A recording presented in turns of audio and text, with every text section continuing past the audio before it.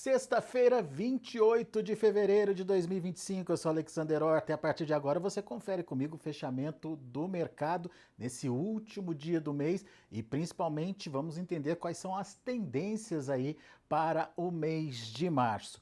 Veja os destaques da precificação de hoje, principalmente com as informações que modificaram os preços praticados no mercado de commodities. Mercado do boi gordo em ritmo de carnaval com preços estáveis nas praças pecuárias. Terceiro pregão seguido de queda para o açúcar com projeções sobre aumento na oferta global. Sem novidades, mercado do café aguarda a definição da safra brasileira. Milho segue pressionado em Chicago pela expectativa de maior produção nos Estados Unidos. Soja inverte direção e encerra a sexta-feira em queda. E o mercado do boi gordo já está em ritmo de carnaval, com indústrias fora das compras. O último dia de fevereiro começou com cotações estáveis para quase todas as praças pesquisadas pela Scott Consultoria. A única exceção foi Santa Catarina, que teve recuo na cotação da arroba do boi gordo. Em São Paulo, o boi segue cotado a R$ 312, a vaca R$ 282 e a novilha a R$ 300 por arroba. As escalas de abate atendem, em média, 8 dias em São Paulo. Vamos ver então algumas cotações. Destaque, portanto, para Santa Catarina. Cadê Santa Catarina? R$ 317. O único estado que teve, a única região que teve aí queda nas cotações. Em Barreto, São Paulo, permaneceu estável em R$ 312 e em Três Lagoas, no Mato Grosso do Sul, também R$ 300, sem mudanças nos preços, como as demais praças pesquisadas pela Scott Consultoria. Vamos ver a B3, vamos aproveitar para ver o que aconteceu no mercado futuro do boi gordo em São Paulo, fevereiro, R$ 301,55, queda de 0,61%. Para março, R$ 300,50, queda de 0,27%, e abril, R$ 300,65, queda de 0,15%. O mês de fevereiro foi marcado por uma pressão dos frigoríficos para reduzir o preço da arroba do boi gordo, principalmente por conta do maior volume de fêmeas nas escalas de abate. Em entrevista ao Notícias Agrícolas, o Herbert Aguiar, consultor da Rede Agro Consultoria, falou sobre a possibilidade dessa pressão continuar ao longo do mês de março. Vamos ver o que ele diz. O físico, né, ele vem pressionado durante a semana toda, os frigoríficos todos se posicionando para preços menores e com escalas curtas. O que acontece? Muitos negócios aconteceram ontem e quarta-feira de negócio para embarque na próximo domingo, na próxima segunda-feira. Ou seja, o frigorífico ele vem conseguindo fazer a gestão da escala de uma forma muito curta, pagando preços ali um pouco mais abaixo a cada dia, e não querendo estender essa escala. Ele não quer estender essa escala porque ali na frente ele enxerga que terá preços menores, né? Isso é de acordo com a curva que nós temos na B3. Então, a posição deles hoje para o físico é de continuar ofertando preços menores. No Mato Grosso, que era uma praça que descolou do restante do Brasil, essa pressão chegou. Algumas regiões aí com preços de boi gordo abaixo de R$ 300.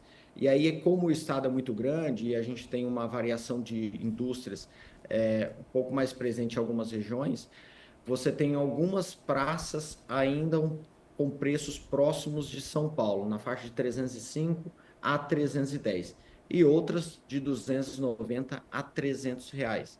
E aí, a hora que você vai para Rondônia, Pará, aí a coisa vai ficando um pouco pior, né? Sazonalmente, essas praças têm um diferencial de base para São Paulo do primeiro semestre bastante ruim. Essa diferença para São Paulo, ela aumenta muito no primeiro semestre.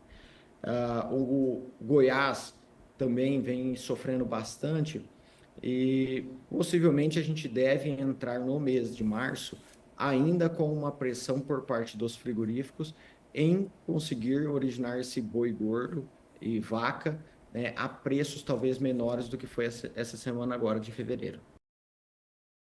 E agora o mercado do açúcar. Os preços do açúcar recuaram pelo terceiro dia consecutivo aí, registraram mínimas de 2 semanas.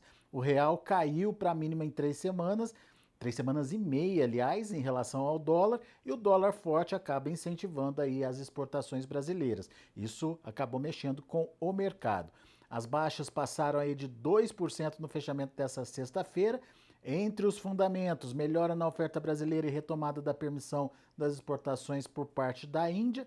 Apesar dessa nova expectativa sobre a oferta mundial, esse possível aumento aí na oferta mundial, o mercado está atento aos números da Organização Internacional do Açúcar, que recentemente projetou aí um déficit na oferta mundial, um déficit, aliás, que é maior do que aquele que a organização já tinha projetado ou previsto para, aliás, em novembro do ano passado. Ou seja, de um lado a gente tem aí uma oferta se projetando aí maior para o açúcar, de outro uma organização internacional falando aí de um déficit na oferta global. Vamos ver quem está certo aí no final das contas, mas por enquanto quem está ditando aí o rumo dos preços é a previsão, a projeção de oferta maior. Hoje em Nova York, por exemplo, o açúcar recuou 0,18 ou 18 pontos, fechando aí a 19,51 centavos de dólar por libra-peso. O maio 18,52, queda de 37 pontos, e o julho 18,12 centavos de dólar por libra-peso, uma queda aí de 45 pontos. Vamos aproveitar para ver Londres também, que manteve aí a queda nos preços. Maio, 531,90 centavos, aliás, dólares por tonelada, uma queda aí de 710 pontos. Agosto, 514 dólares por tonelada, uma queda de 760 pontos. E outubro, 505 dólares por tonelada, queda de 750 pontos. Agora, o mercado do café. Nessa sexta-feira, o mercado do café esteve bastante volátil, mas acabou encerrando aí sem uma direção definida em Nova York, com quedas lá na Bolsa de Londres. A valorização do dólar ajuda a explicar esse cenário mais negativo para os preços. Em relação aos fundamentos, nada mudou. A gente tem ainda que entender o que vem em relação à oferta global. Seguimos aí com uma oferta global restrita e baixos níveis dos estoques certificados. Além disso, as altas temperaturas dos próximos dias aqui no Brasil continua também como um ponto de preocupação, principalmente porque estamos na fase de granação dos grãos e a falta d'água pode trazer consequências aí para a produção. Vamos ver os preços lá em Nova York, então. Café para março, 379,05 centavos de dólar por libra-peso, uma alta de 30 pontos. O maio, 373,05. Maio teve queda de 55 pontos. E olha o julho, sem alteração, 364,75 centavos de dólar por libra-peso. Portanto, um mercado, como eu disse, sem direção. Vamos ver Londres. Lá na Bolsa de Londres, o café Conilon negociado por lá teve quedas de 39 pontos no março, fechando a 5.355 dólares por tonelada. No maio, 5.330 dólares por tonelada, queda de 46 pontos. E o julho, 5.290 dólares por tonelada, queda de 47 pontos. Em entrevista ao Notícias Agrícolas, o consultor em agronegócio, especialista em café, Lúcio Dias, explicou o que esperar para os próximos dias em relação à movimentação e aos preços do café. Veja a entrevista dele. Eu acho que a sensação que a gente tem, primeiro, do Brasil ter vendido muito café no último ano. Né? Nós vendemos muito café e abastecemos a maioria das indústrias e a maioria dos consumidores. Segundo, neste momento, tá, a gente nem tinha café para ofertar e continuar no ritmo que nós estávamos. Além do mais, os outros nossos concorrentes entram no mercado oferecendo café, porque para eles é interessante desovar os estoques e participar desse mercado diante desses níveis de preço que o café atingiu.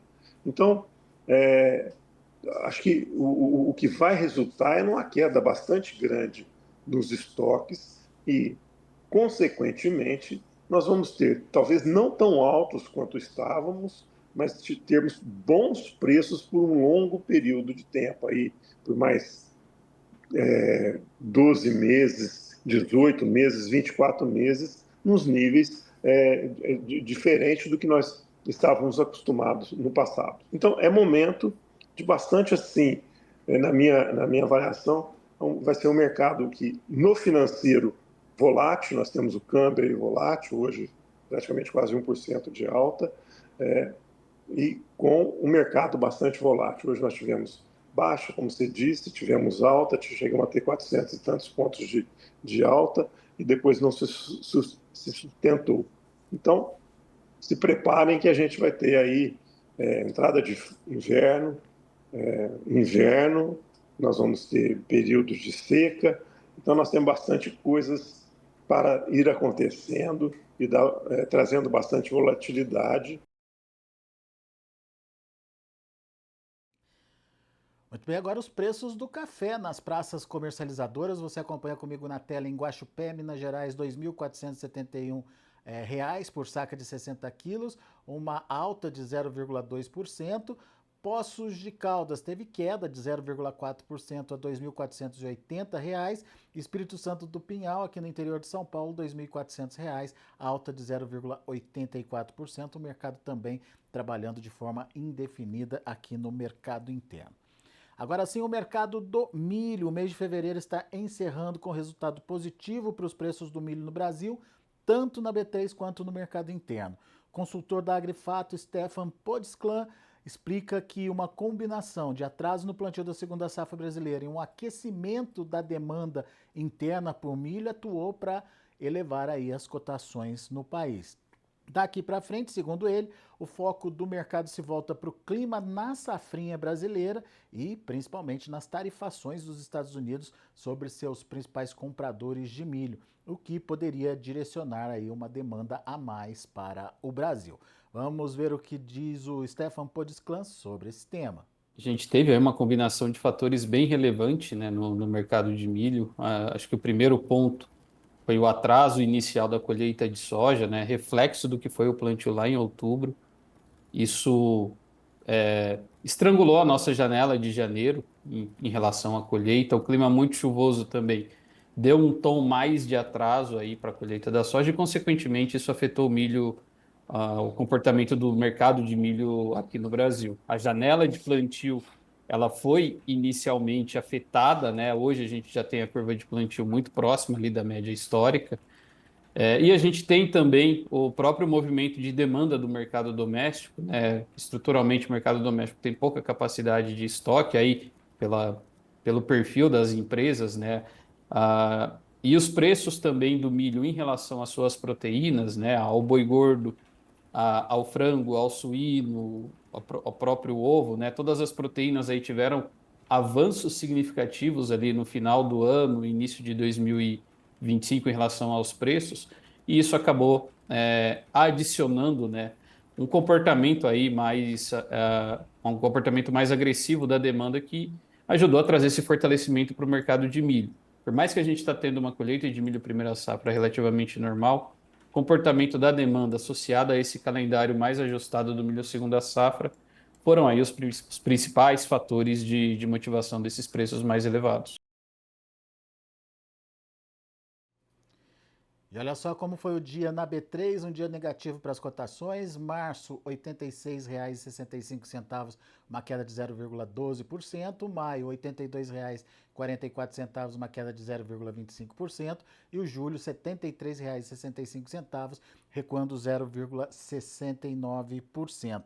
Na totalização do mês de fevereiro, as cotações do milho acumularam aí valorizações expressivas na B3 de quase 15% no vencimento março, de 9,6% para o maio e de 3,66% para o julho, isso tudo comparado com o fechamento do dia 31 de janeiro.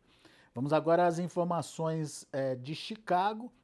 Na Bolsa de Chicago, a movimentação ao longo do mês tiveram aí tendências mais negativas, especialmente aí nessa última semana. Especialistas explicam que a melhora das condições das lavouras do trigo, a volta das chuvas na Argentina, as exportações norte-americanas que foram apenas razoáveis e a indicação de um aumento de área de milho na próxima safra lá dos Estados Unidos.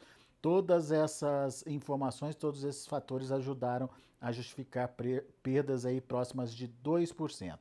Olhando para as cotações, então, temos o março caindo 11 pontos mais 25, com negócios a 4 dólares e 53 centes por bushel. O maio, 4 dólares e 69 centes por bushel, uma queda de 11 pontos e meio. E o julho, 4 dólares e 75 centes por bushel, caindo 11 pontos. Muito bem, esses são os números do milho. Agora a gente fala um pouquinho do que aconteceu no mercado da soja. Os futuros da soja em Chicago até começaram o dia em alta, mas inverteram totalmente a direção e fecharam com baixas consideráveis nessa sexta-feira. Segundo a Agriinvest, o movimento acompanhou aí a queda do milho, no preço do milho, o aumento da oferta global com a chegada da safra brasileira e a melhora das condições das lavouras argentinas com as chuvas recentes. A queda de mais de 2% do óleo de soja em Chicago, que acompanhou a movimentação do petróleo que também teve um dia negativo, acabou também ajudando a influenciar nesse recuo das cotações do grão em Chicago. Vamos ver como finalizaram os preços hoje. Para março, 10 dólares e 11 centes por bushel, uma queda de 11 pontos mais 25. Para maio, 10 dólares e 25 centes por bushel, queda de 11 pontos e meio. E julho, 10 dólares e 40 centes por bushel, queda de 12 pontos. Portanto, uma queda até importante aí para o mercado da soja em Chicago. E sobre o mercado da soja e o comportamento dos preços em Chicago, nossa equipe conversou com o Ginaldo de Souza, do Grupo Labora. Veja o que ele disse. Foi um dia volátil hoje, Guilherme, em Chicago, por várias razões, um dia de notícias e alta volatilidade. As commodities sofreram, ficaram impactadas. Com as tarifas entrando em vigor, né, o Trump, o presidente americano, colocando e as tarifas de uma vez, e o mercado se ajusta a possíveis novas tarifas, tem muita coisa aí pela frente. Enquanto o dólar aqui no Brasil adicionou, subiu, né, por razões óbvias, essa questão dos 500 milhões que o presidente Lula colocou aí sem passar pela aprovação do Congresso, enfim, uma série de coisas. O soja caiu aí 11, 12 pontos, milho também idem e trigo também 7 centavos. Dia de alta volatilidade, Guilherme. Podemos dizer que isso também, as chuvas da Argentina previstas e que aconteceram, que estão acontecendo, vamos dizer, limitaram qualquer quebra. Aquilo que a gente viu a semana passada na Argentina, onde estimamos a safra da Argentina em 48 milhões de toneladas mínima. Hoje, ontem, aliás, a Bolsa de Cereais de Buenos Aires acabou colocando 49.600. De qualquer maneira, essas chuvas que vieram para a Argentina trouxeram um benefício muito grande, porque são lavouras que estão florando, lavouras enchendo. Então, a safra da Argentina promete, ou seja, novas perdas não estão no radar, pelo menos por enquanto.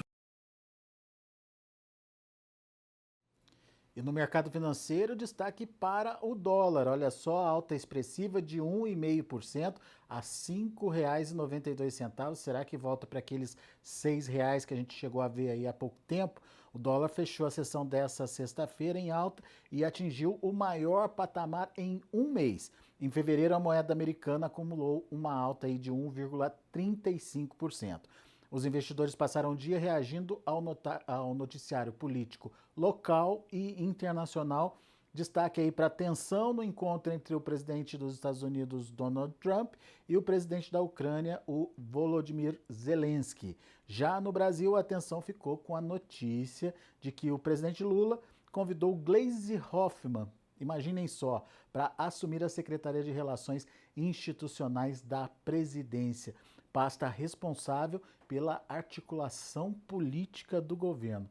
Só por isso eu não preciso explicar para vocês por que esse anúncio da Gleisi Hoffmann não foi visto com bons olhos pelo mercado não, né? Enfim, foi um dia bastante complicado, portanto, para o real e, portanto, a gente viu essa valorização forte do dólar acontecendo. Vamos esperar os desdobramentos aí dos próximos dias e ver como o mercado vai continuar reagindo, principalmente ao cenário político, mas com principalmente essa relação do político com o econômico, como vai ser daqui para frente. Dessa forma, a gente se despede desse fechamento de mercado. Hoje, sexta-feira. Na segunda-feira, nós não teremos a apresentação do fechamento do mercado por conta do carnaval, mas estaremos de volta na quarta-feira de cinzas, trazendo todas as informações do mercado, andamento dos preços e as explicações das movimentações nas principais bolsas internacionais e também da movimentação dos preços aqui no Brasil. Bom carnaval para você. Nos vemos na semana que vem.